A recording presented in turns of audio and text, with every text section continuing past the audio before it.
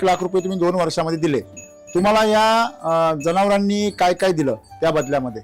गोचिड गेले तुमचे, गोचिड गेले, तुमचं मस्टायटिस संपला, संपला, आता काही त्रासच नाही, नाही नाही, डॉक्टरचा खर्च संपला. खर्च संपला. तुमचं लक्षात नाही आलं, डॉक्टरचा नुसता खर्च नाही संपला, त्याच्या माध्यमातून तुमच्या गायीच्या शरीरामध्ये जाणारी विषारी रसायनं जी दुधामधून तुम्ही खात होते ती सुद्धा संपले.